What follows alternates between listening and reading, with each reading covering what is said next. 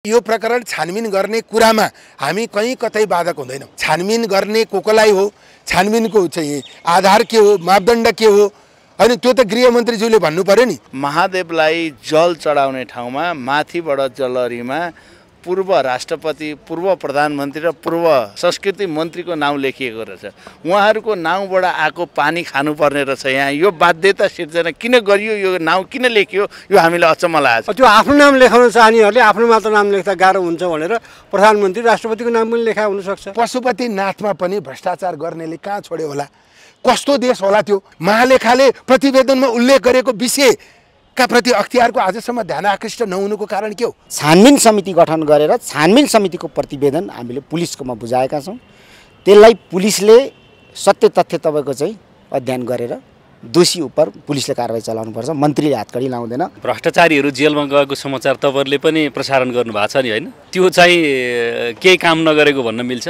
यो गठबन्धन परिवर्तन गरेर या यो सरकारलाई गिराएर अर्को सरकार बनाइहाल्ने सम्भावना आधारहरू म देख्दिनँ र त्यसमा धेरै सत्यता छैन। यो घिउ बेचुवा र तरबार बेचुवाको जस्तो गठबन्धनलाई आफै भत्कन दिनुपर्छ। 30 करोड रुपियाँ दिने भनेर निर्णय कसरी गरियो? दर्शन गर्न जाने, ल मेरो तर्फबाट 30 करोड, त्यसलाई निर्णय गर्नु पर्दैन? त्यसलाई चाहिँ सरकारको चाहिँ कार्यक्रम बनाउनु पर्दैन? आफ्नो नाम अंकित गर्नका निम्ति कुनै पनि काम विधि विपरीत गर्न मिल्छ?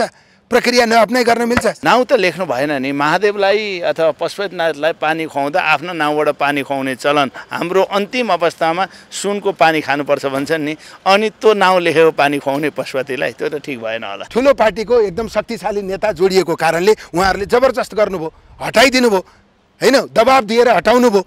तर त्यो हटाइसकेपछि त्यो कुरा त्यतिकै छोड्न मिल्थ्यो त संसदले? लेखनाथ दाहालले विषय उठाउनु भयो, मतलब अख्तियारले छानबिन गर्यो, आधिकारिक औपचारिक रूपमा प्रतिवेदन बाहिर आउनु त बाँकी छ। जे होस्, तपाईँहरू फेरि म पनि र तपाईँहरू सबैले लेखनाथ दाहालज्यूलाई धन्यवाद दिउँ। अब यहाँहरूको नेताहरूमाथि, नेत्रीहरूमाथि यो नक्कली भुटानी शरणार्थी प्रकरणका केही कुराहरू अहिले फेरि छिटफुट आउन थालेका छन्। जस्तो तपाईँहरूको नेत्री डाक्टर आरजु राणामाथि, तपाईँहरूको नेता चाहिँ कृष्णप्रसाद सिटौलामाथि गृह प्रशासनले पक्राउ पनि गर्न आदेश दिएको, तर प्रहरी हिचकिचाएको भन्ने समाचारहरू सायद त्यो पुष्ट अपुष्ट के हुन्। तर यो के हो विषय चाहिँ म यहाँ तपाईँ मार्फत नै जान्न चाहेँ। होइन, पहिलो कुरा त यो कुरा गृहमन्त्रीले क्लियर गर्नु पर्यो, होइन?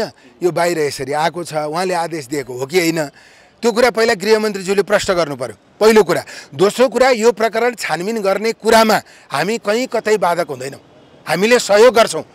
तर छानबिन गर्ने कोलाई हो, छानबिनको चाहिँ आधार के हो, मापदण्ड के हो, होइन? त्यो त गृहमन्त्रीज्यूले भन्नु पर्यो नि, होइन? त्यो कुन सन्दर्भमा चर्चामा आएका व्यक्तिहरू जोडिएका हुन्, उहाँहरूलाई छानबिन गर्न किन परेको हो, अथवा छानबिन गर चाहिँ पक्राउ गर भनेर उहाँले भनेको हो कि होइन, त्यो कुरा त पहिला गृहमन्त्रीज्यूले भन्नु पर्यो। एउटा मिडियाले लेखेको छ, त्यो सत्य हुन्थ्यो भने सबै मिडियाले लेख्नुहुन्थ्यो होला। अनि फेरि सन्दर्भ पनि के भनिएको छ भने झापा घर भएकोले, झापै घर भएकोले त सबै मान्छे यो काण्डमा मुछिन्नन् होला। त्यसैले त्यसको फेरि यो मौका हो भनेर जोसँग रिस उठेको छ सबैलाई ल्याएर जोड दिएर पनि भएन। तर नेपाली कांग्रेस यो प्रकरणको घर भएकै कुरा गर्ने त केपी ओलीको घर डेफिनेटली होइन, त्यही त हो। केपी ओलीज्यूको घर पनि झापा नै हो, उहाँ पनि पहिले गृहमन्त्री भएकै हो, होइन? अरू पनि मन्त्री पनि हुनुभएको छ, झापाकै घर भएरै चाहिँ त्यो कुरामा जोडिने हो कि? त्यसकारण यो कुरा प्रष्ट ढङ्गबाट गृहमन्त्रीज्यूले भन्नु पर्यो। तर हामी के भन्छौँ भने यो विषयको छानबिन गर्ने क्रममा हामी सहयोग गर्छौँ, कसैलाई रोक्दैनौँ, दबाब दिँदैनौँ। अब यो जलहरीको विषयमा संसदमा चर्काचर्की भयो, गर्मा गर्मी भयो।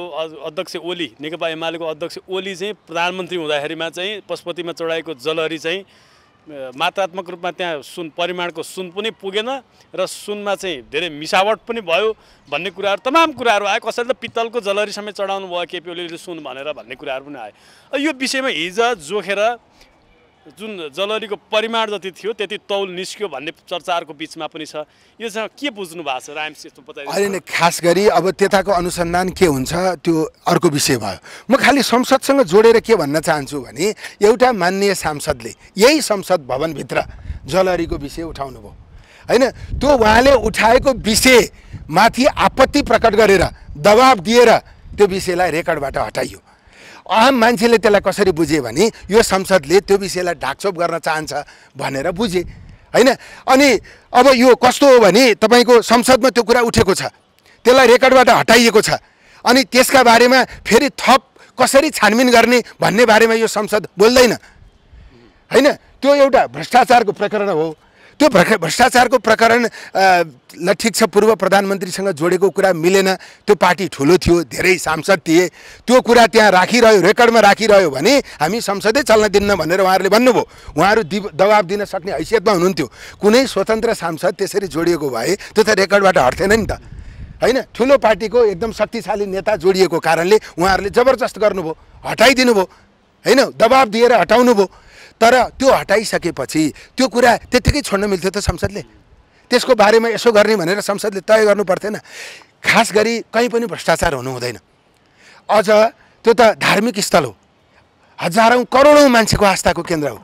पशुपतिनाथमा पनि भ्रष्टाचार गर्नेले कहाँ छोड्यो होला? कस्तो देश होला त्यो पशुपतिनाथ, जहाँ भगवान बस्छन्, जहाँ भगवानको दर्शन गर्न संसारका लाखौँ करोडौँ मान्छे आउँछन्, त्यहाँ पनि भ्रष्टाचार गर्ने भनेर दुनियाँले हामीलाई कसरी चिनेको होला? त्यस कारणले त्यो एकदमै गम्भीर विषय थियो। त्यो गम्भीर विषयलाई त्यत्तिकै संसदले छोड्नु हुँदैन थियो। अनि अर्को कुरा, नापतौल संसदका कारणले भयो भनेर म मान्दिनँ।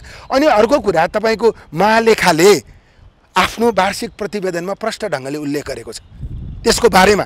महालेखा भनेको त नेपालको चाहिँ आर्थिक अडिट गर्ने चाहिँ सरकारको सबभन्दा ठुलो निकाय होइन? त्यसले प्रष्ट ढङ्गले त्यहाँको विषय उल्लेख गरेको छ। त्यस्तो प्रष्ट ढङ्गले उल्लेख गरेको विषय 2 वर्ष अगाडि अख्तियारमा उजुर परेको विषयलाई बल्ल अहिले आएर छानबिन गरिएको छ। 2 वर्षसम्म अख्तियार के हेरेर बस्छ? महालेखाले प्रतिवेदनमा उल्लेख गरेको विषयका प्रति अख्तियारको आजसम्म ध्यान आकृष्ट नहुनुको कारण के हो? अनि यसले सुशासन हुन्छ, भ्रष्टाचार निवारण गर्न हामीले बनाएको संस्था असाध्यै प्रभावकारी छ, त्यो संवेदनशील छ भनेर मान्न मिल्छ? त्यसमाथि त्यससँग जोडिएका अनेकौँ विषयहरू त्यहाँ जोडिएको छ, टिका टिप्पणी भएर आएको छ। अझ कस्तो विषय? 30 करोड रुपियाँ दिने भनेर निर्णय कसरी गरियो? आफ्नो खल्तीको पैसा दिए दर्शन गर्न जाने, ल मेरो तर्फबाट 30 करोड, त्यसलाई निर्णय गर्नु पर्दैन? त्यसलाई चाहिँ सरकारको चाहिँ कार्यक्रम बनाउनु पर्दैन हैन? त्यसको ठेक्का टेन्डर आह्वान गर्नु पर्दैन? त्यसलाई दिने विधि त्यही हो। बाहिर चाहिँ चाँदीको काम गर्ने मान्छेलाई चाहिँ जिम्मा लगाइयो सुनको काम गर्ने भन्ने कुरा आएको छ, अझ तामाको काम गर्ने मान्छेलाई। त्यस कारणले त्यसको विधि छैन। अनि सबै कुराको टेन्डर हुन्छ, त्यसको हुँदैन। त्यसकारण त्यसको पूर्ण विधि अपनाएर त्यसलाई हाल्ने काम गरियो त्यहाँ। तर भ्रष्टाचार त भएको रहेनछ भन्ने त अहिले त भनिरहेछ नि। होइन ए बाबा, त्यो तौलमा तलमाथि छ छैन त्यो जोखेर हेर्ने विषय होला। त्यसको विधि, निर्णय गर्ने प्रक्रिया, प्रधानमन्त्रीले पनि त एकदम तजविधीय अधिकार जस्तो यतिमा यति करोड, उतिमा उति करोड भनिदिनु मिल्छ? राष्ट्रको ढुकुटी त्यसरी मन परे ढङ्गले दिन मिल्छ? तर तत्कालीन प्रधानमन्त्री केपी शर्मा ओलीले त जलरी चढाउनु भयो, जलरीमा आफ्नो नाम समेत अङ्कित गर्नु, इतिहास लेख्नु भयो नि उहाँले त। होइन, आफ्नो नाम अङ्कित गर्नका निम्ति कुनै पनि काम विधि विपरीत गर्न मिल्छ, प्रक्रिया नअप्नाइ गर्न मिल्छ? राष्ट्रपति विद्यादेवी भण्डारीको नामले अङ्कित भएको छ त्यहाँ, अनि सुनका अक्षरले हो त्यो नाम अङ्कित गर्न होइन, आफ्नो नाम लेख्न। अब सदियौं पछाडि पनि त्यो जलरी हेर्दा उहाँहरुको नाम त अझर अमर भयो। त्यसकारण प्रोसेस पुगेन। त्यो प्रोसेसको बारेमा चाहिँ कुरा उठ्नुपर्छ, जुन कुरा मैले आज संसदमा उठाएको थिएँ। यो नाम लेख्ने कुरा चाहिँ सही थियो या गलत थियो? होइन, नाम लेख्ने अत्यन्त गलत थियो। यो चाहिँ कस्तो भने आत्मप्रशंसामा रमाउने होइन। त्यो त जिउँदै शालिग किन बनाइनस् भने जस्तो हो कि होइन। शालिग पनि त आफैले बनाउने कुरा त ठुलो कुरा भएन, अरूले बनाइदिनु पर्यो होइन। त्यो चाहिँ नाम लेख्ने लालसा, त्यो चाहिँ कस्तो भने त्यो निरङ्कुश शासकको भोग हो। त्यो नेपालको प्रधानमन्त्री केपी ओली हुनुभएको थियो भनेर इतिहासमा अब कहिले मेटिन्छ? केपी ओली प्रधानमन्त्री हुँदा नेपालले यति उन्नति गरेको थियो, यति प्रगति गरेको थियो। त्यो कुनै शिलालेखमा नाम लेख्ने होइन, जनताको मनमा नाम लेख्नु पर्यो नि। इतिहासमा नाम लेख्ने भनेको त उहाँको प्रधानमन्त्रीत्व कालमा नेपालमा परिवर्तन भएको देखिनु पर्यो। फलानु प्रधानमन्त्री हुँदा नेपालमा यो भएको थियो, राम्रो काम, परिवर्तन भएको थियो होइन, देशमा क्रान्ति भएको थियो, सुशासन आएको थियो, यति रोजगारी सिर्जना भएको थियो, विदेश जानुपर्ने बाध्य नेपालीहरू विदेश जान नपर्ने स्थिति निर्माण भएको थियो। त्यसरी मनमा लेख्नु पर्यो नि नाम। अब सर, अब तपाईहरुलाई छ नि, तपाईहरुले लेख्ने कि नलेख्ने हो। त्यसकारण होइन, मैले भन्न खोजेको आशय के हो भने हाम्रो देशमा नेताहरू प्रधानमन्त्री हुनुहुन्छ, प्रधानमन्त्री भएपछि रिसोर्स विभिन्न ढङ्गले जम्मा गरेर गुट बलियो बनाउनुतिर लाग्नुहुन्छ, पार्टी कब्जा गर्नतिर लाग्नुहुन्छ। त्यो केही पनि गर्नु पर्दैन। प्रधानमन्त्री भएर राम्रो काम गरेपछि आफ्नो गुट त्यसै ठुलो भइहाल्छ, पार्टी त्यसै अनुकूल भइहाल्छ, अनि देशमा सधैँ प्रधानमन्त्री भइरहने स्थिति पनि बनिरहन्छ, लोकप्रिय पनि भइन्छ। त्यसैले चाहिँ जनताको पक्षमा काम गर्ने हो भने गुट बनाउनु पनि पर्दैन, पार्टी कब्जा गर्नु पनि पर्दैन, निर्वाचनमा आफ्नो पार्टीले हार्छ भनेर चिन्ता गर्नु पनि पर्दैन। त्यसैले हाम्रो त्यो वे अफ थिङ्किङ अलि फरक भयो। सुनको जलरी जोखिएको विषय थाहा पाउनु भएको छ? थाहा पाएको छु। परिमाण त्यहाँ पुग्यो पुगेन मात्र होइन, म त दिनभरि संसदमा थिएँ होइन, हिजो गोप्य राखिएको भनेर भनिएको छ होइन, मिडियामा आएअनुसार पुग्यो अरे भन्ने मैले सुनेको हो होइन, तर चाहिँ आधिकारिक रूपमा मलाई थाहा छैन। अहिलेसम्म पूर्ण प्रतिवेदन त आइसकेका छैन। अब यही बिचमा यो बजेट संशोधनका कुराहरू छन्। अर्थमन्त्रीज्यूले भन्नुहुन्छ कुनै हालतमा बजेट संशोधन हुँदैन भनेर भन्नुहुन्छ।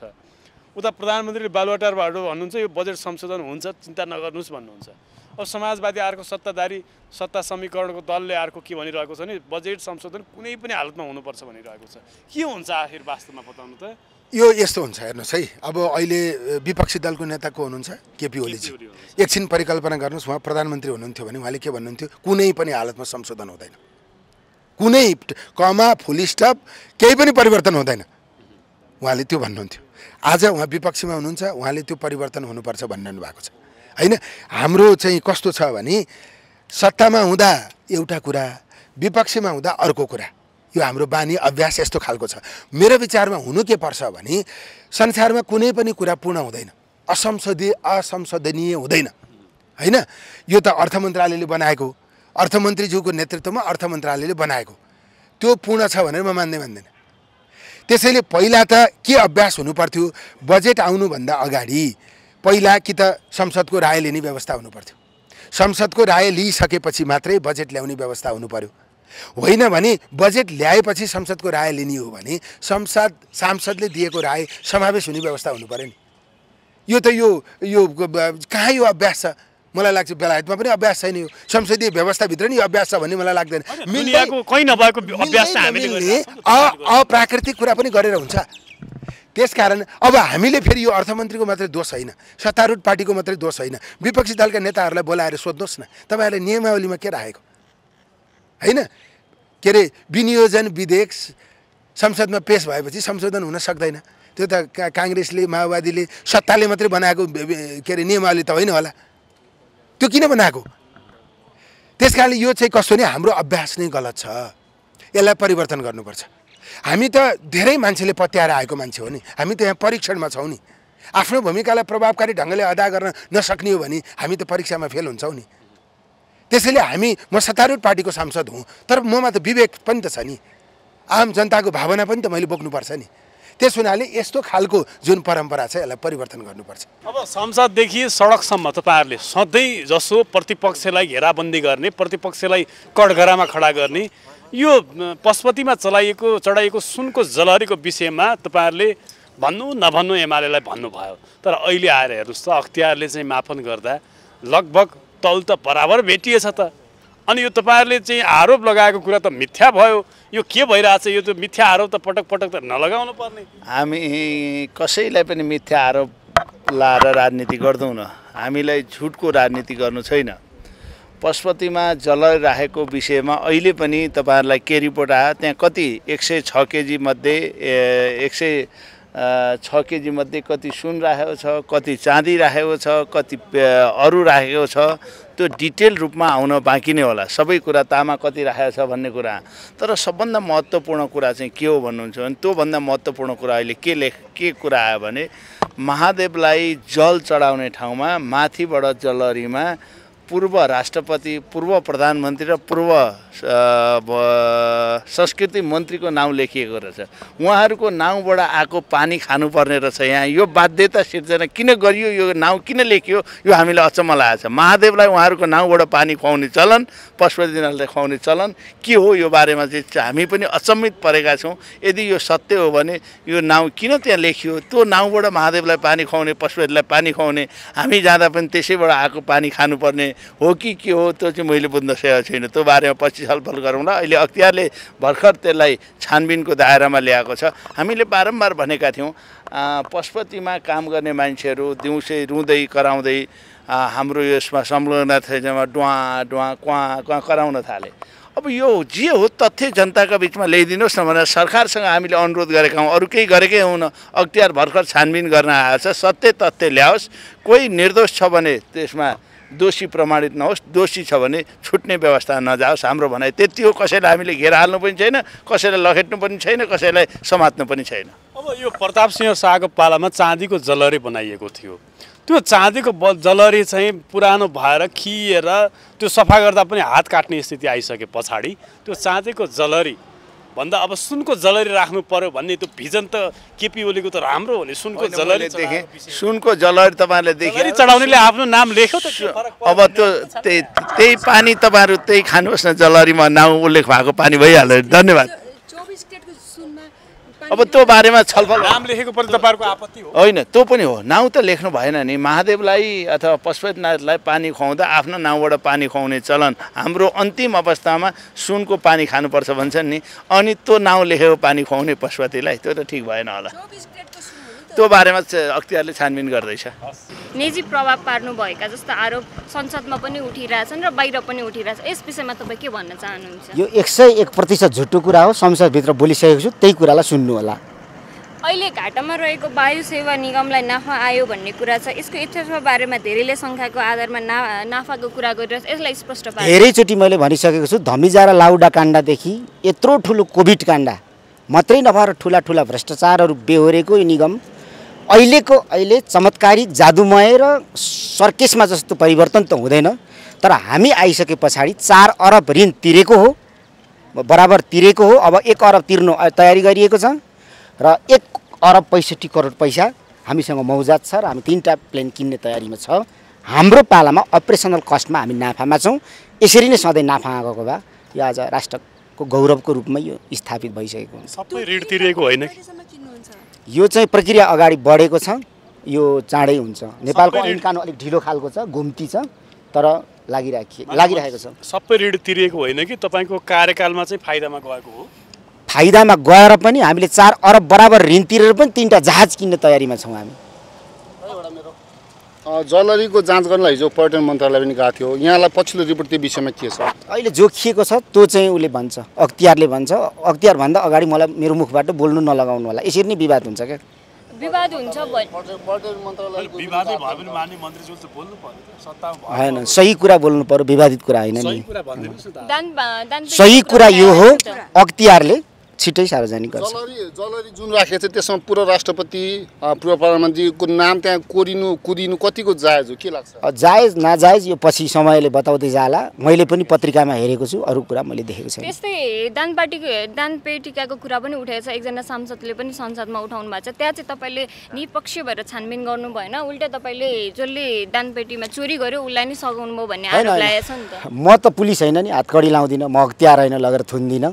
हामीले छानबिन समिति गठन गरेर छानबिन समितिको प्रतिवेदन हामीले पुलिसकोमा बुझाएका छौँ। त्यसलाई पुलिसले सत्य तथ्य तपाईँको चाहिँ अध्ययन गरेर दोषी उप पुलिसले कारवाही चलाउनुपर्छ। मन्त्रीले हातकडी लाउँदैन, तपाईँहरूले बुझिदिनु होला। यो पछिल्लो समय पार्टीभित्री तपाईँको व्यापक असन्तोषका कुराहरू पनि आइरहेछन्। के भइरहेछ आखिर मन्त्रीज्यू बताउनुहोस् त खुलस्त जनताको माझमा? के भइरहेको छ तपाईँ भनिदिनु त, मलाई थाहै छैन। अहिले थाहा भयो।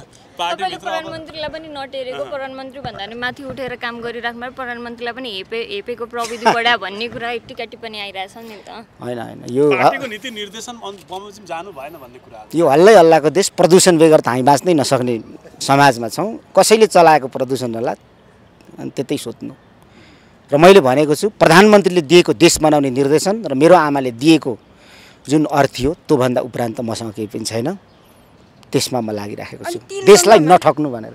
तिलगङ्गामा जुन चाहिँ धर्मशाला छ नि पशुपति विकास कोषको, त्यसमा बतास कम्पनीले 5 स्टार होटल चलाइराखेको छ। के गर्नुभएको? त्यो होटल हो कि के हो तपाईँहरूले गएर पनि हेर्नु सक्नुहुन्छ, मलाई थाहा छैन। त्यो पनि अख्तियारमा छ। अख्तियारमा भएको विषयमा मैले बोलिराख्नु उचित हुँदैन। अनि अख्तियार चाहिँ किन यस्तो सुस्त गतिमा छ? सरकार तपाईँहरूको छ, जिम्मेवार त तपाईँहरू पनि हो नि। अनि किन यस्तो भनेर लगेर यस्तै क्यामेरा तेर्साउनु न, उहाँ पनि किन मलाई सोध्नु? तपाईँसँग अधिकार छ त किन यस्तो हुन्छ सोध्नु न गएर। मन्त्रीजीले त गर्नु पर्यो नि आफैले। गृह मन्त्रालय, प्रधानमन्त्री, पर्यटन मन्त्री, तमाम जिम्मेवार मन्त्रालयहरू तपाईँहरूको हातमा छ, अख्तियार सुस्त छ, चुस्त बनाउनु पर्यो यसलाई। हो, त्यो सबैको चाहना छ, चाहना छ, बिस्तारै समयसँगै होला नि। किन भइरहेको छैन त? कारण किन भइरहेको छैन भनेर उता सोध्नु न भनिसके त। मलाई किन सोध्नु, मलाई त मेरो मन्त्रालयको कुरा सोध्नु न। तपाईँको मन्त्रालयको कुरा सोधिराख्दाखेरि एकजना सांसदले आरोप लाउनु भएको छ, तपाईँले कुचो लाउने बाहेक के काम गर्नु भएको छ, एकचोटि उहाँलाई प्रश्न गरिदिनु भन्नुभएको छ, यसको जवाफ चाहिँ के दिनुहुन्छ? उहाँले कुचो लाएर देखायो भइगयो नि त। उहाँ एसीमा सुत्ने नि कुचो लाउनलाई गाली गर्नु त भएन नि, लगाएर देखायो भयो। हामी चाहिँ 36,155 जना देशमा जनताद्वारा निर्वाचित हामी प्रतिनिधिहरू छौँ। 36,100ले यो काठमाडौँ सफा गरौँ त 3 घन्टामा सकिन्छ, त्यहाँदेखि देखा जाएगा। गरेर देखाउँ न, गरेर नदेखाउने अनि आरोप लाउने त तपाईँहरूले पनि खण्डन गरिदिनु क्या। यही बिचमा प्रमुख प्रतिपक्ष दल यति बेला चाहिँ अब यो सरकार ढलाउन भनेर कम्मर कसेर लागेको छ। आज ढल्ने कि भोलि ढल्ने कि 1 हप्तामा ढल्ने कि 15 दिनमा ढल्ने ढल्दैन। प्रमुख सचेतकले भनिसक्नु भयो, एमालेको सचेतकले 1 महिना पर जाँदैन भनेर भनिसक्नु कि उहाँ अब भगवान्सँग त सङ्गत गरिएन कि उहाँ भगवान्भन्दा माथि हो। मलाई थाहा छैन, मलाई लाग्छ यो सरकार ढल्दैन। यो सरकार यस कारणले ढल्दैन कि ठुलो पार्टीहरूमा देखिएको अविश्वास अझै देशलाई अस्थिर बनाउने हो भने आउने निर्वाचनमा यो ठुला दलहरूको सङ्कट झन् अस्तित्व सङ्कटमा जान्छ। त्यस कारणले यो सरकार ढल्दैन। सहमति अनुसार फुल फेजमा यो सरकार जान्छ। कहिलेसम्म चल्छ नि यो सरकार? यो सरकार 5 वर्ष होइन। सँगसँगै अस्तित्व सङ्कटमा त तपाईँहरूको पनि पर्ने देखियो, किनभने जनतालाई आश्वस्त बनाउन सकिरहेको छैन सरकारले। जनता बनाउन सकिँदैन नि त। होइन, जनतालाई सरकार छ भन्ने किसिमको वातावरण सिर्जना गर्न सकिरहेको छैन।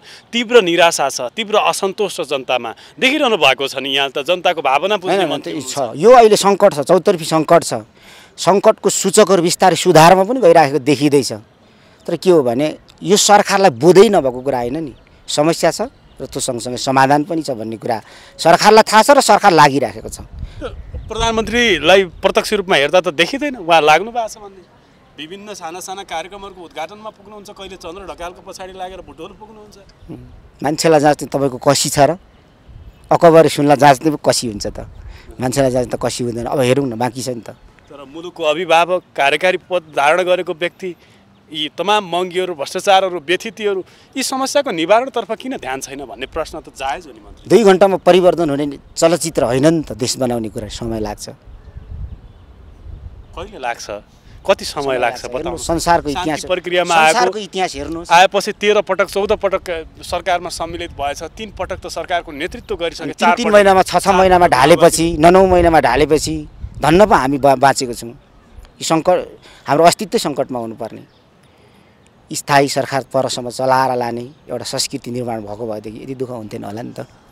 यसमा मैले एउटा जोडेँ तपाईँलाई। त्यसमा 2टा थियो तपाईँको, अनि यो त धेरै होइन होइन कुरा गर्दै गएपछि धेरै नै हुन्छ नि त। जस्तो गङ्गालाल हस्पिटललाई चाहिँ प्रधानमन्त्रीले त्यही प्रोग्राममा चाहिँ भन्नुभएको थियो, यसमा म बजेट छुट्याएर यसलाई टिचिङ हस्पिटल बनाउँछु भन्नुभएको थियो। तर त्यो बजेटमा छुटिएन नि त, त्यसको जवाफ दिनुपर्छ। मैले जवाफ दिएन। उहाँ प्रधानमन्त्रीलाई कहिले बेलामा सोध्नु होला, यो कुरा म प्रधानमन्त्री समक्ष पुर्याउँछु। मेरो एउटा प्रश्न छ, मुस्लिमहरूलाई कति बजेट छुटाउनु भएको छ? मुस्लिमहरूलाई यसपाला कम भएछ। अब प्रवर्धनात्मक बजेटबाट क्षतिपूर्ति गर्ने मैले आज संसदभित्र प्रतिबद्धता गरिसकेको छु। र यो सँगसँगै पछिल्लो समय तपाईँको र हर्का सम्पङजीको पनि फेसबुकमा अलिअलि हानथाप भएको जस्तो देखियो। यसरी पपुलरिजमको लागि चाहिँ राजनेताहरूले आइरहेछ। यसरी गर्दाखेरि समाजलाई के सन्देश जान्छ? एउटा राजनेता भएर बसेर एउटा राजनीति गरिरहेको व्यक्तिले यसरी फेसबुकमै बसेर गाली गरेपछि नेपाली समाजको जनताले के सिक्ने? फेसबुक सामाजिक सञ्जाल हो, समाजमा घटेको घटनाहरू त्यहाँ व्यक्त हुन्छ। उहाँले सत्य तथ्य कुरा थाहा नपाई लेखिहाल्नु भयो, मान्छेमा भ्रम जान गयो। त्यो भ्रम सिर्जना गर्नुको निम्ति मैले त जवाफ मात्रै दिएको थिएँ। तपाईँको योजना पुगेको छ, नआत्तिनु होला। के बिग्रो र तथानाम त गरेको थिएन। होइन, यो पपुलरिजमले चाहिँ नेपाली समाजलाई कतातिर लान्छ भन्ने कुरा हो। के गर्नु त? यसको विरुद्धमा नारा जुलुस गरौँ त। यो जति पनि भएको छ नि प्रवृत्तिको विकास, नारा जुलुस गरौँ। के गरौँ? सही तरिकाले त प्रयोग गर्न सकिन्छ नि। हो, सही नै गरे जस्तो लाग्छ। किनभने हजारौँमा भ्रम परिसकेको थियो। सुदन किराँती गफाडी रहेछ भनेर लेखिदिनु भएछ। फेरि उहाँले मित्रताले मायाले क्या, फेरि उहाँले अन्यथाले पनि होइन, मायाले लेखिदिनु भएछ। कुरो यसो हो भनेर मैले जवाफ दिएको हो। अन्यथा छैन। हाम्रोमा त्यो च्यात्ने कोसिस नगर्नु न। खालि कहाँबाट च्यातिन्छ त्यही तानेकै कुरा गर्न चाहिँ बडो सिपालु भएर निस्किनु भयो तपाईँ पछिल्लो समय। म किसानको छोरा हो, मेरो छातीभित्र पाप छैन। पाप नभएपछि सत्य कुरा वकालिन्छ, सत्य कुरा राम्रो हुन्छ, सुन्दर हुन्छ। सत्य बोल्छु भन्छ नि मान्नेज्यू, त्यसले चाहिँ भित्रबाट अन्तर हृदयबाट साँच्चीकै सत्य बोलेको हुन्छ कि हुँदैन भन्ने कुरा चाहिँ सोच्नुपर्छ। त्यो तपाईँलाई नि एकचोटि परीक्षित गरेर हेर्नुहोस्। तपाईँलाई बाहेक तपाईँलाई अरू कसलाई थाहा हुन्छ? अरू त व्यवहारले थाहा हुने हो। चर्चा सुरु भएको छ। नेपाली काङ्ग्रेसका सभापति शेरबहादुर देउवा सिङ्गापुरमा छन् र सिङ्गापुरमा अहिलेको गठबन्धनको सरकार ढल्ने गरी खिचडी पाक्दैछ भन्ने चर्चा परिचर्चाहरू सुरु भएको अवस्था छ। के भन्नुहुन्छ यो विषयमा? मतलब यो अब चर्चा बाहिर एकदम व्यापक छ, मैले पनि सुनेको हुँ, तर औपचारिक ढङ्गबाट त्यस विषयमा कहीँ पनि कुरा भएको पाइँदैन। आधिकारिक रूपमा पुष्टि हुने अवस्था छैन, तर कहीँ आधिकारिक रूपमा कुरा भइरहेको छैन, तर चर्चा हल्ला चाहिँ व्यापक रूपमा भएको छ। फेरि अब यो सरकार फेरेर अर्को नयाँ सरकार बनाइहाल्नुपर्ने त्यस्तो परिस्थिति, नीतिगत रूपमा मतभेद भएको स्थिति पनि छैन। सरकारमा चाहिँ अन्तर्द्वन्द्व बढेको अवस्था पनि छैन। हामी बजेट पास गर्ने प्रक्रियाको निर्णायक चरणमा छौँ। यो चाहिँ सरकारका लागि असाध्यै महत्त्वपूर्ण विषय हो। त्यसैले यति बेला सरकार परिवर्तन हुने त्यस्तो छाँटकाट बाहिर केही देखिँदैन अथवा आन्तरिक रूपमा पनि केही देखिँदैन, तर चर्चा असाध्यै धेरै भइरहेको छ। अब केही नै नभई यो चर्चा भयो भन्ने कुरा पनि अब स्वाभाविक नहोला, तर आधिकारिक रूपमा सरकार परिवर्तन हुने गरी त्यस्तो एक्सर्साइज भएको, छलफल भएको, मिटिङ भएको, अहिले सरकारी गठबन्धनभित्र द्वन्द्व बढेको, कुरा नमिलेको त्यस्तो अवस्था छैन। यो चर्चा कताबाट आएको त्यो मलाई पनि जानकारी छैन। नेपाली काङ्ग्रेसभित्र अहिले त्यस्तो छलफलको विषय भनेको कतै कुराहरू उठेको छैन यो विषयमा? उसो भए होइन, अब नेतृत्व तहमा आफै इन्डिभिजुअल रूपमा केही कुरा भए मलाई थाहा छैन, तर संस्थागत हिसाबबाट सरकार परिवर्तन गर्ने गरी कुनै पनि छलफल भएको छैन, मिटिङ भएको छैन। यो कुरालाई नेतृत्वले छलफलमा ल्याएको छैन। त्यसैले अब यस्तो महत्त्वपूर्ण विषय नेतृत्वले एक्लै निर्णय गर्ने अथवा शीर्ष नेताहरू मात्रै बसेर निर्णय गर्ने परिस्थिति हुँदैन, पदाधिकारी मात्रै बसेर निर्णय गर्ने परिस्थिति हुँदैन। यसलाई संस्थागत निर्णय गर्नका निम्ति केन्द्रीय समितिमा आउनुपर्छ। त्यसैले केन्द्रीय समितिमा आएको पनि छैन, मिटिङ बस्ने छाँटकाँट देखिएको पनि छैन। त्यस हुनाले यो चाहिँ आधिकारिक कुरा हो भन्ने मलाई लाग्दैन। जस्तो तपाईँ जस्तो दोस्रो दर्जाका नेताहरूले, नेपाली काङ्ग्रेसका दोस्रो तहका नेताहरूले यदि एमाले र काङ्ग्रेसको सरकार बनिहालेमा पनि अचम्म मान्नु पर्दैन भन्ने खालका अभिव्यक्तिहरू दिइरहनु भएको छ। यसले आशंका थपिएको छ कि एउटा? अब मलाई के लाग्छ भने एमाले र काङ्ग्रेसको सरकार किन बनाउने? अहिले के भएन, त्यो भएपछि एमाले र सरकार मिलेपछि के हुन्छ? त्यसैले यो सरकारमा जाने अथवा केही मान्छे मन्त्री हुने यो महत्त्वपूर्ण कुरा होइन। सरकारमा बसिरहने, काम पनि केही नहुने, टिका टिप्पणी हुने गरी निर्णय गर्ने, पार्टी अलोकप्रिय हुने, त्यसो गर्नुभन्दा त पार्टी विपक्षमै बसेर राम्रो हुन्छ नि। त्यसकारणले कुरा के हो भने सरकारमा जाने हो भने के गर्न जाने हो त्यो कुरा प्रष्ट हुनु पर्यो। एमालेसँग मिलेर सरकारमा जाँदा अरूसँग मिल्दा भन्दा के फरक हुन्छ? अहिले चाहिँ संसदमा थेग्नै नसक्ने गरी दबाब परेको हो कि संसदको सङ्ख्या कम भएको कारणले गर्न खोजेको काम गर्न नसकेको हो कि अथवा चाहिँ एमालेसँग मिल्दा नेतृत्व पाइने अहिले नेतृत्व नपाएको स्थिति हो कि एमालेसँग मिल्दा धेरै मन्त्रालय पाइने अहिले थोरै भएको हो कि अथवा हामीले गर्न खोजेको काममा अहिलेको गठबन्धनले समस्या गरेको त्यो कुरा पहिला प्रष्ट हुनु पर्यो। एमाले र काङ्ग्रेसको सरकार बनेपछि नेपालमा भ्रष्टाचार अन्त्य हुन्छ भने एमाले र काङ्ग्रेसको सरकार बनाउने, सुशासन कायम हुन्छ भने एमाले र काङ्ग्रेसको सरकार बढाउने। अझ बढी भ्रष्टाचार झाँगिन्छ, संसदमा विपक्षी पनि सानो हुन्छ, एकदमै संसदको समर्थन व्यापक रूपमा प्राप्त हुन्छ, धेरै ठुलो भिड सरकारले गलत गर्यो भने पनि त्यसको पक्षमा हुन्छ, अनि आफ्ना मान्छेलाई मन्त्री बनाउन पाइन्छ भनेर मात्रै एमाले र काङ्ग्रेस मिल्नुको केही अर्थ छैन। नेपालमा भ्रष्टाचार अन्त्य गर्नका निम्ति ठुला पार्टीहरू मिलेर सरकार बनाउनु पर्यो, यो हो भने ठिक छ। नेपाल चर्चा चाहिँ कस्तो चलिरहेको छ भने जुन नक्कली भुटानी शरणार्थी प्रकरणमा छ त्यसमा मुछिएका नेताहरू अहिलेसम्म नेपाली काङ्ग्रेस र एमालेका मात्रै छन्। अब फेरि दोस्रो चरणको अनुसन्धान सुरु भएको छ, त्यसबाट जोगिनको लागि र पहिलो चरणको अनुसन्धानमा जुन जुन आरोपितहरू पक्राउ परेका छन्, अहिले हिरासतमा रहेका छन्, उनीहरूलाई जोगाउनको लागि यो परपञ्च चाहिँ हुँदैछ भन्ने आरोप छ नि। सरकारमा गएर जोगिने भयो, अहिले काङ्ग्रेस सरकारमा छैन, अहिले नै जोगिनुपर्ने हो नि। त्यसैले यो सरकारमा गएर अब कुनै भ्रष्टाचारको काण्डमा मुछिएको व्यक्तिलाई जोगाउँछु भनेर लाग्यो भने पार्टी नै समाप्त हुन्छ। त्यसकारणले यो पार्टीकै अस्तित्व रहँदैन। हामीले 2084 सालको चुनाव कसरी जित्ने भनेर नेपाली कङ्ग्रेसभित्र नि छलफल भइरहेको छ, अन्यत्र पनि छलफल भइरहेको होला। अब 84 सालको चुनावको चिन्ता गर्ने हो भने अहिले हामी चाहिँ झन्डै आधा पालिकामा काङ्ग्रेसको नेतृत्व छ। 7वटा प्रदेशमध्येमा 6वटा प्रदेशमा कहीँ मुख्यमन्त्री छ, कहीँ मन्त्री छ होइन। सङ्घीय सरकारका 21वटा मन्त्रालय मध्येमा काङ्ग्रेसको 9वटा मन्त्रालयमा नेतृत्व छ। सरकारमा बसेर हामीले जनताको पक्षमा राम्रो काम गर्ने, लोकप्रिय काम गर्ने, जनताले चाहेको विषयलाई आफ्नो अवधारणा बनाउने, त्यो विषयलाई निर्णय गर्ने गरी चाहिँ हामीले अगुवाई गर्ने स्थिति बन्यो भने 84 को चुनाव त्यसै जितिन्छ। सरकारमा बसेर राम्रो काम गर्यो भने पार्टी पनि लोकप्रिय हुन्छ अनि हाम्रो प्रतिनिधि पनि लोकप्रिय हुन्छ। त्यसैले 84 सालमा कसैसँग मिलेर चुनाव लड्नै पर्दैन, एक्लै चुनाव लडेर जितिन्छ। त्यसैले सरकारमा जाने भनेको भ्रष्टाचारीलाई जोगाउन होइन, भ्रष्टाचार गर्न होइन, भ्रष्टाचारीलाई खोजी समाउन जाने हो, भ्रष्टाचार अन्त्य गर्नका निम्ति सरकारमा जाने हो, सुशासन कायम गर्नका निम्ति सरकारमा जाने हो, जनताको पक्षमा काम गर्नका निम्ति सरकारमा जाने हो। त्यसैले ल यो सरकारमा बसेर उपलब्धि हुन सकेन भन्ने निष्कर्ष हो भने के उपलब्धि गर्नका निम्ति एमालेसँग मिल्ने हो त्यो कुरा प्रश्न हुनु पर्यो।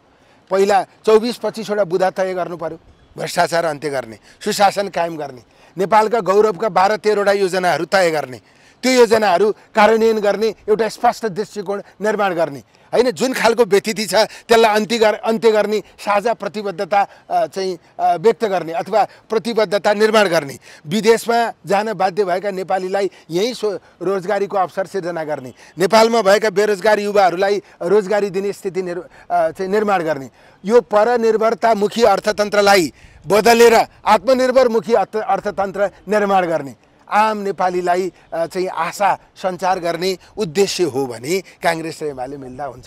होइन एमाले बाहिर छ, काङ्ग्रेससँग मिलेपछि सरकारमा जान पाइन्छ अनि काङ्ग्रेसले सरकारको नेतृत्व गर्न पाउँछ भन्ने उद्देश्यका लागि मात्रै एमाले काङ्ग्रेस मिलेर केही अर्थ छैन। 84 सालको चुनावमा बर्बाद हुन्छ।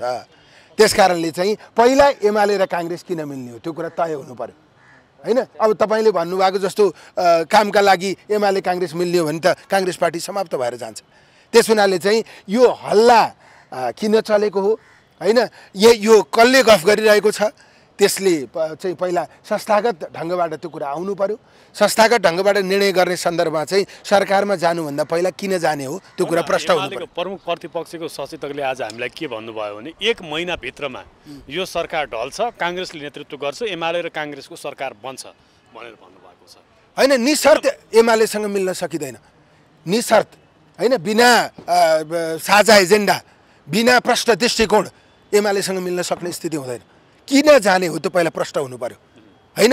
अहिले नभएको काम के हो? सरकारकै नेतृत्व गर्ने भएपछि त जनतालाई देखावटी रूपमा भए पनि एउटा कार्यक्रम त तय भएर आउला त तपाईहरु होइन। मतलब कम्तीमा यसरी 4 महिना 6 महिनामा सरकार फेरिनुको सैद्धान्तिक कारण हुनुपर्छ के, किन फेरिने हो होइन। सैद्धान्तिक कारण भ्रष्टाचारसँग जोडिनुपर्छ, सुशासनसँग जोडिनुपर्छ, व्यतिथि अन्त्य गर्ने विषयसँग जोडिनुपर्छ, आम उपलब्धि दिलाउने कुरासँग जोडिनुपर्छ। ठिक छ, एउटा कमिटमेन्ट हो भने संसदको पहिलो पार्टी काङ्ग्रेसै हो, काङ्ग्रेस हाराहारीको पार्टी एमाले नै हो। त्यसैले ठुला पार्टी मिलेर अथवा उनीहरू दुईटा मिल्ने भए पनि अरू पनि मिल्न सक्छन्, संसदै एक ढिक्का हुन सक्छ। संसद एक ढिक्का किन हुने हो त? आज काङ्ग्रेस गम्भीर परिस्थितिमा फसेको छ, किनभने उता समाजवादी मोर्चा बनेको छ, एमाले सरकारमा जान लालायत छ, ऊ सरकार बाहिर बस्नै चाहँदैन र भोलि पूर्ववत अवस्थामा हिजोको नेकपा बेउतिने अवस्था आयो भने त काङ्ग्रेस त प्रतिपक्ष बस्नुपर्छ। अनि यही समाजवादी मोर्चा बनेको कारणले एमाले अलि बढी आत्तिएको होला। अब अरू काङ्ग्रेस बाहेक अरूको समर्थन प्राप्त हुने स्थिति भएन। त्यो मोर्चा समाजवादी जुन बनेको छ त्यो त एमाले विरुद्ध बनेको, किनभने काङ्ग्रेससँग त त्यो मोर्चा विप्लवजी बाहेक अरू त सबै सत्तामा छ नि त होइन। त्यसैले एमाले काङ्ग्रेस बाहेक अरूसँग मिलाएर सरकार बनाउन सक्ने स्थिति भएन।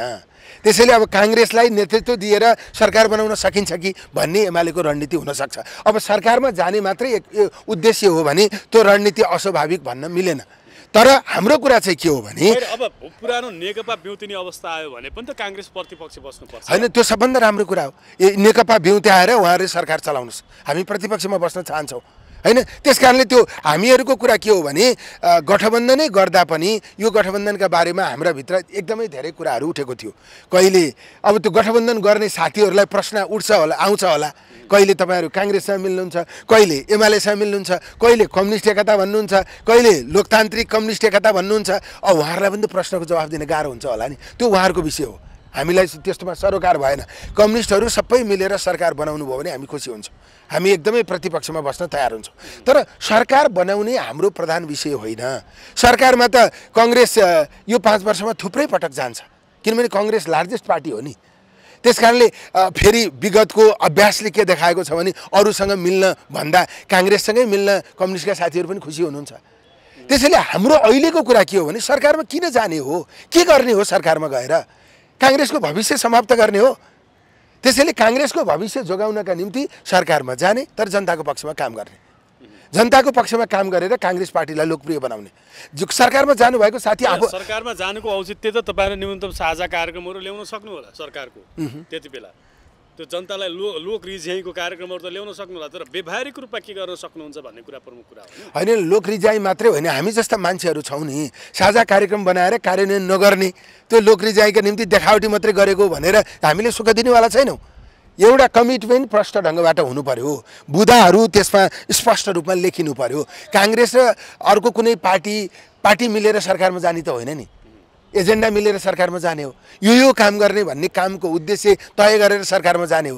त्यसैले उद्देश्य तय गर्ने, त्यसलाई कार्यान्वयन नगर्ने हो भने उद्देश्य कार्यक्रम र कार्यान्वयनको चाहिँ एक किसिमको चाहिँ सहमति बन्यो भने त्यसका स्टेपहरू तय हुन्छ। 1 वर्षमा के काम गर्ने हो, 2 वर्षमा के काम गर्ने हो, 3 वर्षमा के काम गर्ने हो, त्यो काम कसरी गर्ने हो, त्यो सबै कुरा प्रष्ट ढङ्गले आउन सक्नुपर्छ। आज देशमा धेरै संवैधानिक विषयका बारेमा पनि प्रश्न उठेको छ होइन, त्यसका बारेमा पनि हामी समाधान दिन चाहन्छौँ, त्यसका बारेमा पनि हामी स्पष्ट भएर अगाडि जान चाहन्छौँ। सरकार चलाउने कुरा मात्रै होइन, हामीले अभ्यास गरिरहेको यो स्थिति ठिक छ कि छैन, यसलाई बदल्न आवश्यक छ कि छैन। किनकि काङ्ग्रेस एमाले मिलेपछि झन्डै 2/3 हुन्छ, 2/3ले त संविधानै पनि बदल्न सक्छ। त्यसका बारेमा अहिले प्रश्न उठिरहेका कतिपय सन्दर्भहरू पनि त्यहाँ जोडिन सक्छन्। त्यसैले त्यसका बारेमा पनि एउटा स्पष्ट दृष्टिकोण बनाएर हामी अगाडि जान जरुरी छ। देश हेर्नुहोस्, देश पत्र भयो भने तपाईँहरू चाहिँ सरकार फेरबदल गर्न तयार हुनुहुन्छ, सरकारको नेतृत्व गर्न तयार हुनुहुन्छ। बाचा पत्र, त्यो बाचा पत्रको स्पष्ट कार्यान्वयनको व्यावहारिक दृश्य अनि त्यसका प्रतिको कमिटमेन्ट हेर्नुहोस्। आज देश चालु खर्च धान्ने स्थितिमा छैन, आर्थिक सङ्कटमा छ। त्यसैले यो आर्थिक सङ्कट मोचन गर्नका निम्ति दलहरू मिल्न आवश्यक छ। कसरी चालु खर्च घटाउन सकिन्छ, कसरी प्रशासनिक खर्च न्यूनीकरण गर्न सकिन्छ, कसरी भूतपूर्वलाई दिएका सुविधाहरू सबै चाहिँ बन्द गर्न सकिन्छ, कसरी विदेश उपचार गर्न। यति मलाई यो बताइदिनुहोस् कि मान्यज्यू, आजको दिनमा एमालेसँग मिलेर सरकार बनाउने रणनीति काङ्ग्रेसको हो कि होइन? अनि एकैचोटि सरकार बनाउने कुरा आइरहँदा त्यो रणनीति अब कोही नेताको होला, म जान्दिनँ। एकैचोटि सरकार बनाउन कुरा आउँदा चाहिँ त्यसको कुनै तुक छैन के। सरकार एमाले र काङ्ग्रेस मिलेर बनाउनु किन परेको हो, के काम गर्नका निम्ति हामी मिल्ने हो, पहिले त्यो कुरा आउनु पर्यो के।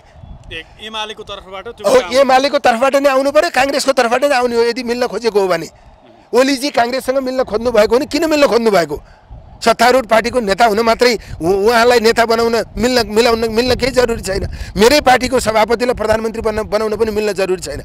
एक सूत्रीय त्यो कार्यक्रम। सबैभन्दा सङ्कटको कुरा त आज के देखियो भने तपाईँहरूको पार्टीले नयाँ बन्ने सरकार बन्यो भने, यदि बन्यो भने नेतृत्व गर्ने भन्ने कुरा आयो। प्रधानमन्त्री को बन्ने त तपाईँहरूको पार्टीबाट? होइन, मेरो विचारमा संसदीय दलको नेता सुन्नु न, मेरो विचारमा यो एलायन्स भयो भने प्रधानमन्त्री काङ्ग्रेसकै तर्फबाट हुन्छ। आजको दिनमा काङ्ग्रेसको तर्फबाट प्रधानमन्त्री हुँदा संसदीय दलको नेता जो हो उहाँ नै हुनुहुन्छ। हो, मलाई मन परे पनि नपरे पनि उहाँ नै हुने हो।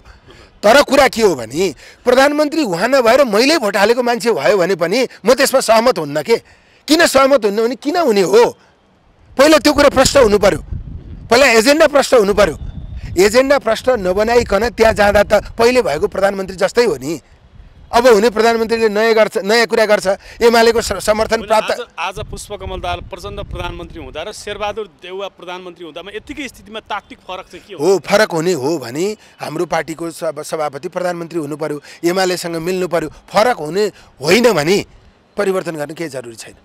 मैले भन्न खोजेको एमालेको तागत लिएर हामी सत्तामा जान किन खोजेको, हामीलाई तागत किन आवश्यक परेको, के काम गर्नका लागि आवश्यक परेको, हामी थप बलियो किन हुन परेको, हाम्रो उद्देश्य के हो, संसदमा एकदमै ठुला दलहरू मिलेर हाम्रो अभियान के हो, लक्ष्य के हो, के गर्न हामीले खोजेको, त्यो कुरा चाहिँ प्रश्न हुनु पर्यो। त्यो प्रश्नता नभइकन तपाईहरु सरकारमा अर्को सरकार हो बनाउने भन्ने त्यो कुराको प्रश्नता नभएसम्म एलायन्स परिवर्तन गर्ने एमालेसँग अन्डरस्ट्यान्डिङ गर्ने कुरा हुन सक्दैन। र अब यही बीचमा तपाईहरु विशेष महाधिवेशनका कुराहरु पनि चले, पार्टीभित्र केन्द्रीय समितिको बैठक पनि बस्न सकिरहेको छैन। के भइरहेको छ? कार्य समितिको बैठक पनि बस्न सकिरहेको छैन। अब यो कार्य समितिको बैठकको बारेमा हामीले निरन्तर कुरा उठायौँ। अब त बस्छ होला होइन, किनभने निकै लामो भयो। खास गरी के हो भने अब बस्यो त्यो सकियो भन्ने होइन। यसरी लामो समयसम्म बैठक किन राखिँदैन, किन बसिँदैन, पार्टीको निर्णय संस्थागत हिसाबले किन हुँदैन, नेतृत्वले मात्रै एकल निर्णय किन गर्छ, अनि त्यो कुरामा नै हामीले चाहिँ प्रश्न गर्नुपर्ने स्थिति छ। हामीले त्यो सबै कुरा परिमार्जन गर्न आवश्यक छ। अब हाम्रो चाहिँ जस्तै अब परम्पराकै आधारमा पनि हाम्रो महासमितिको बैठक बस्ने बेला भयो। विधानको आधारमा त पहिले बसिसक्नु पर्थ्यो, परम्पराको आधारमा पनि बस्नुपर्ने भयो। त्यसैले हामीले महासमितिको बैठक बसालेर हाम्रो विधानका व्यवस्थाहरूलाई परिवर्तन गरेर राष्ट्रिय मुद्दाका बारेमा अवधारणा सार्वजनिक गरेर हैन, संवैधानिक व्यवस्थाका बारेमा हाम्रा अवधारणाहरू सार्वजनिक गरेर हामी अगाडि जानुपर्नेछ। सङ्गठनलाई पनि व्यवस्थित गर्नुपर्नेछ। हाम्रो काङ्ग्रेस पार्टीको पक्षमा मेसेज, पोजिटिभ मेसेज निर्माण गर्नका निम्ति हामीले थुप्रै काम गर्नुपर्नेछ। त्यसैले त्यो काम गर्न ढिलो भएको छ। त्यो काम हामीले छिटोभन्दा छिटो गर्नुपर्छ। अब बैठक मात्रै होइन, हाम्रो नीति महाधिवेशन तोकिनुपर्छ, महासमितिको बैठक तोकिनुपर्छ, अनि नेतृत्वले आफ्नो कार्यशैली फेर्ने गरी प्रतिबद्धता व्यक्त गर्नुपर्छ। होइन भने नेतृत्व नै फेर्ने गरी अगाडि जानुपर्ने स्थिति छ। 2084 को निर्वाचनमा एउटा लामो अन्तरालको हामीले चाहिँ भविष्य हेर्नु पर्दा 84 को निर्वाचनमा काङ्ग्रेस कसको नेतृत्वमा भए मात्रै नयाँ भन्नेका दलहरू र अरू भन्नेका दलहरू भन्दा फरक पृथक बनेर जान सक्छ? होइन, अब 84 आउन धेरै समय छ होइन। यो नेतृत्व कसको हुने भन्ने कुरा चाहिँ प्रोसेसले निर्धारण गर्ने हो। 84 को चुनाव अगाडि हाम्रो पार्टीमा नेतृत्व बदल्ने प्रोसेस भइसक्छ होइन, अधिवेशन भइसक्छ, महाधिवेशन भइसक्छ।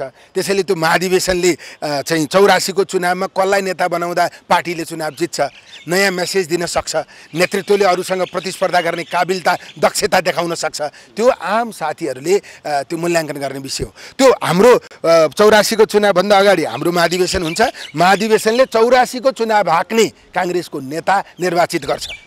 84 को चुनावमा देश बदल्ने कुरा गर्ने नेता निर्वाचित गर्छ। 84 को चुनावमा बदलिएको काङ्ग्रेस अथवा सशक्त काङ्ग्रेसको नेतृत्व गर्ने नेता 84 को चुनावभन्दा अगाडि काङ्ग्रेसले छनौट गर्छ। तपाईँहरूले यसो भनिरहनु भएको छ, नेकपा एमालेमा 70 वर्षको हदम्याद हटाएर अब तेस्रो पटक अध्यक्ष बन्नका लागि केपी ओलीलाई मार्ग प्रशस्त भइसक्यो। अब तपाईँहरूको पनि 2 पटकभन्दा अध्यक्ष बन्न नपाइनेछ, सभापति बन्न नपाइनेछ। अब त्यो पनि संशोधन गरेर शेरबहादुर देउवा नै सभापति बन्ने दिन आयो भने तपाईँहरू के गर्नु? काङ्ग्रेसमा 2 पटक सभापति 2 पटक मात्रै हुने जुन व्यवस्था छ त्यो कुनै पनि हालतमा परिवर्तन हुँदैन। किनकि यो नेपाली काङ्ग्रेस हो, यो एमाले होइन। पहिलो कुरा तपाईँ बुझ्नुहोस्। दोस्रो कुरा, यो कति वर्षकोले कम्पिट गर्न पाउने भन्दा पनि कतिचोटि प्रधानमन्त्री हुन पाउने हो, कतिचोटि सांसद हुन पाउने हो, कतिचोटि मन्त्री हुन पाउने हो, कतिचोटि पार्टीको पोजिसनमा बस्न पाउने हो। त्यो कुरा 84 को चुनावभन्दा अगाडि काङ्ग्रेस स्पष्ट गरेर आउँछ। कुनै पनि पदमा 2 पटक भन्दा 3 पटक बस्न नपाइने व्यवस्था गरेर काङ्ग्रेस चुनावमा आउँछ। तपाईँ यो चाहिँ 80 वर्षको मान्छे प्रधानमन्त्री हुन पाउँदैन भन्ने होइन, तर 2 पटक भन्दा बढी प्रधानमन्त्री हुन चाहिँ पाइँदैन। त्यसैले अहिले तपाईँले भन्न खोज्नु भएको कुरा मैले बुझेँ, तर काङ्ग्रेस पार्टीले 2 पटक भन्दा बढी प्रधानमन्त्री हुन नपाउने व्यवस्था गरेर 84 को चुनावमा जान्छ। 2 पटक भन्दा बढी मन्त्री हुन नपाउने व्यवस्था गरेर 84 को चुनावमा जान्छ। जेनेरेसन शिफ्ट गर्ने बाध्यात्मक व्यवस्था हामीले निर्धारण गर्नुपर्छ।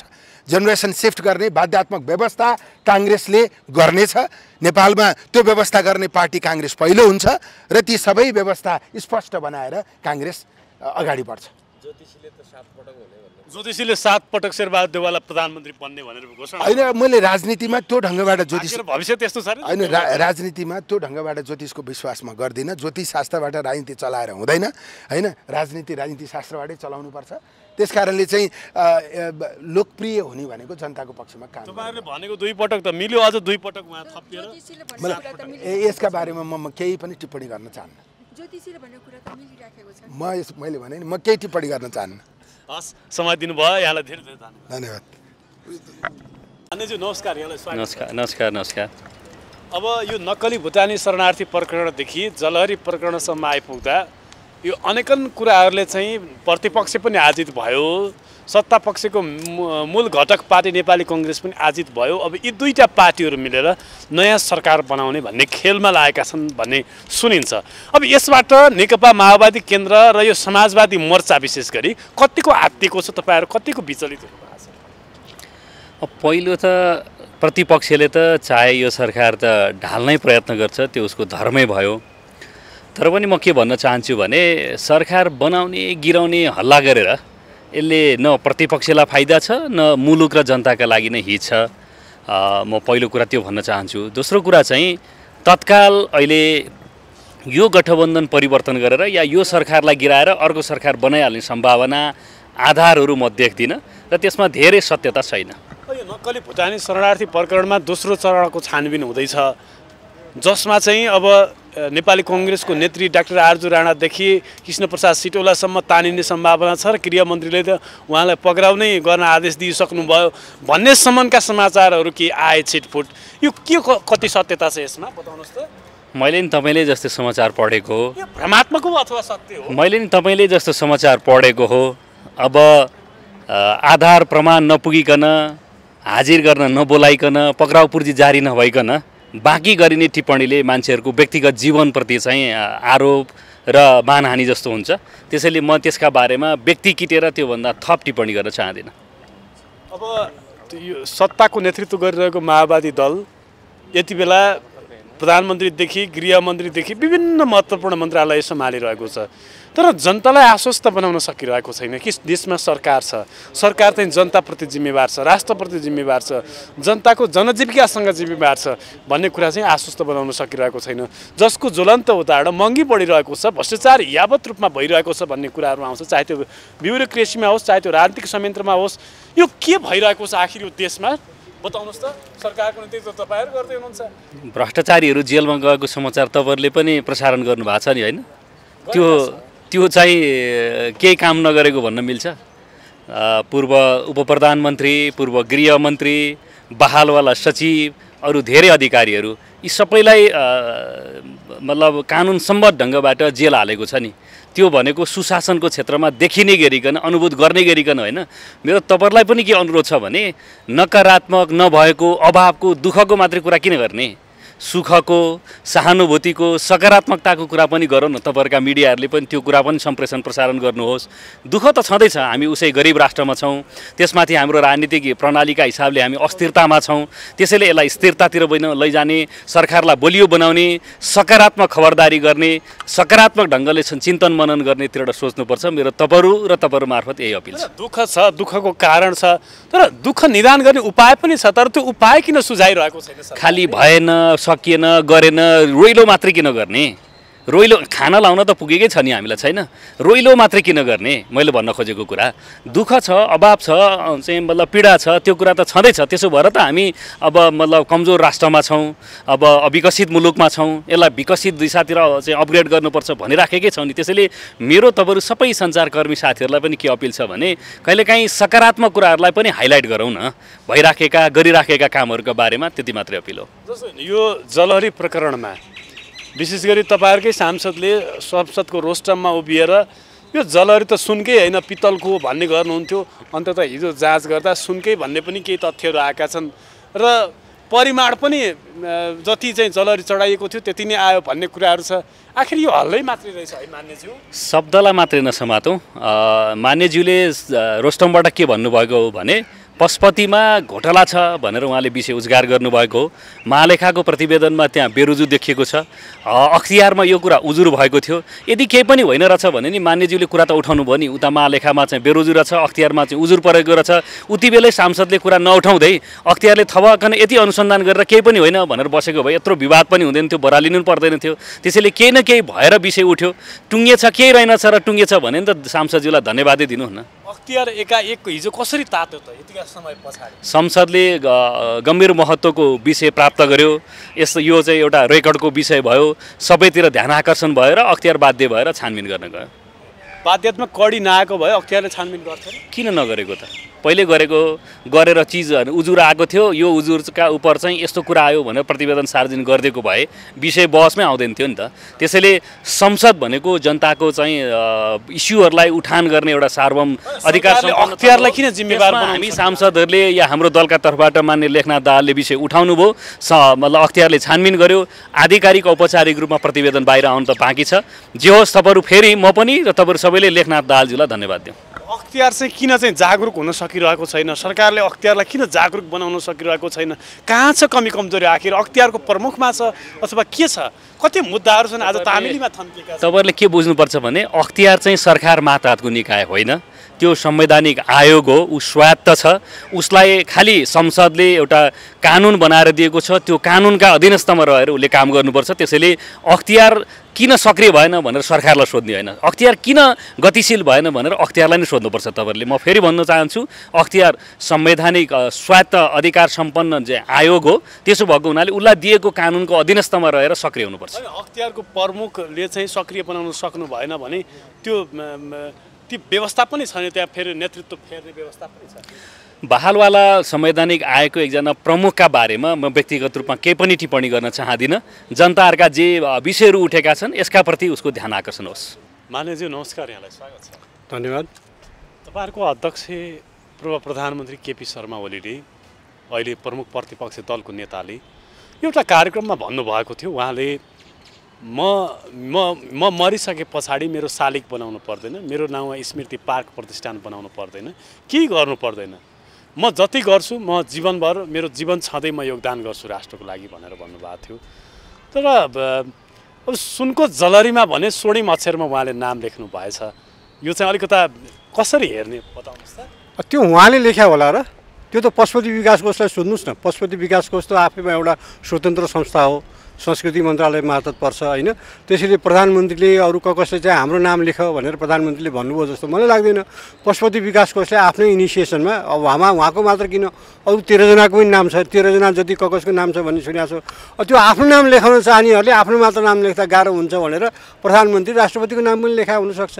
त्यो त होइन, सुन्नुहोस् न, त्यो त पशुपति यो संस्कृति मन्त्री प्रधानमन्त्रीलाई भन्दा नि यो पशुपति विकास कोषलाई सोध्ने काम हो। किनभने प्रधानमन्त्रीले नपुगेको पैसा निकासा गरिदिनु भयो, त्यसपछि यसो गर उसो गर त भन्नु भएन होला। पशुपति विकास कोषको तजविज हो त्यो। यो जलरीका विषयमा तपाईँलाई प्रतिपक्षलाई पनि पटक पटक कठघरामा चाहिँ सत्तापक्षका सांसदहरूले खडा गरे। अब हिजो चाहिँ नापतौल पनि भएछ, कति परिमाण छ, के कति क्यारेटको चाहिँ के कति चाहिँ क्यारेटको सुन छ, सबै कुरा भइसके पछाडि आज त तपाईँहरू हसमुख अनुहार बनाएर संसदभित्र आउनु भएको होइन। त्यो अहिले पनि अख्तियारमै त्यो अझै छानबिन छ, त्यसको रिजल्ट आइसकेको छैन। त्यसले म त्यसमा धेरै टिप्पणी गर्न चाहन्न। त्यसमा प्रधानमन्त्रीलाई, तत्कालीन प्रधानमन्त्रीलाई अथवा संस्कृति मन्त्रीलाई मुस्नुको अर्थै छैन। किन भन्दाखेरि धेरै पैसा, सरकारको भन्दा बढी पैसा पशुपति विकास कोषको आफ्नै पैसा हो। नपुगेको पैसा प्रधानमन्त्रीले उनीहरूले मागे, मैले सोधेँ यसबारे। मैले सोद्धा के थियो भन्दाखेरि प्रधानमन्त्रीको चाहना हो कि त्यो सुनको जलरी लाग्ने, अरूको भन्दाखेरि त्यो त्यहाँको भट्टदेखि लिएर पशुपति विकास कोषको चाहना हो। उनीहरूले हामीसँग यति करोड रुपियाँ छ होइन, तर हाम्रो यो पैसाले पुगेन, नपुगेको पैसा सरकारले पठाइदियोस्, सरकारले थपिदियोस् भनेपछि प्रधानमन्त्रीले हुन्छ भन्नुभएको हो। त्यस हुँदाखेरि त्यसको सुरुदेखिको प्लानिङ के देखिन्छ भन्दा पशुपति विकास कोषको चाहना देखिन्छ। त्यसले यसबारेमा पशुपति त्यसमा राम्रो गरेको छ भने नि पशुपति विकास कोषले राम्रो गरेछ, पुर्याएर राखेको रहेछ भन्ने, नराम्रो गरे पनि उनीहरूको कुरा हो भने कि त्यो सबै तजविज उनीहरूको छ, सेनाले रखवारी गरेको छ भन्दाखेरि त्यसमा प्रधानमन्त्रीलाई, संस्कृति मन्त्रीलाई तानिराख्ने भन्दा चाहिँ मलाई यो वाहियात कुरा लाग्छ। मैले त यसलाई गम्भीरतापूर्वक जुन बेला उहाँहरूले प्रश्न उठाउनु भयो नि त्यही बेला मैले यसलाई गम्भीरतापूर्वक लिएको छैन। स्वर्णिम अक्षर लेख्ने कुरा चाहिँ एउटा राजनीतिक वृत्तमा, सामाजिक वृत्तमा एउटा बहसको विषय के बनेको छ भने कुनै समय राजा महाराजाहरूले आफ्नो नाम अभिलेख सबै कुरा चाहिँ राज्यको धनमा लेख्ने गर्थे, मूर्ति बनाउने गर्थे, सुनका मूर्ति, अनेकन कुराहरू गर्ने गर्थे। केपी ओलीले पनि ठ्याक्कै त्यही गर्नु। तपाईँलाई भनौँ, बाटो कसले बनाउँछ? सरकारी बजेटले होइन। तर राष्ट्रपतिले शिलान्यास गरायो भने राष्ट्रपतिको फलानालाई यति मितिमा गरे भनेर राष्ट्रपतिको नाम लेखिन्छ, उद्घाटन गरे भने फलानाले उद्घाटन गरे भनेर लेखिन्छ। अहिलेसम्म जसका शिलालेखहरूमा नाम लेखेका छन् ती सबैले आफ्नो खर्चले बनाएको हुन् र बाटो पुल सबै होइन नि। मन्दिर हो नि, त्यो मन्दिर पनि मन्दिरमा पनि उहिलेदेखिको चलन त्यस्तो, तर पशुपतिनाथको त्यो पनि सुन्नुहोस्, गर्भगृहमा त्यो पनि के बुझ्नुहोस् भन्दाखेरि हाम्रो चलन आम रूपमा के हो भन्दाखेरि जसले मन्दिर बनाउँछ, जसले केही कुरा त्यहाँ राख्छ, त्यहाँ आफ्नो सन्तानको आफ्नो पुर्खाको लेखेर जाने हाम्रो चलन हो। तर पशुपतिको त्यो जलहरीमा नि मेरो नाम लेख्नु भनेर तत्कालीन प्रधानमन्त्री केपी ओलीले भन्नुभयो भन्ने मलाई चाहिँ लाग्दैन।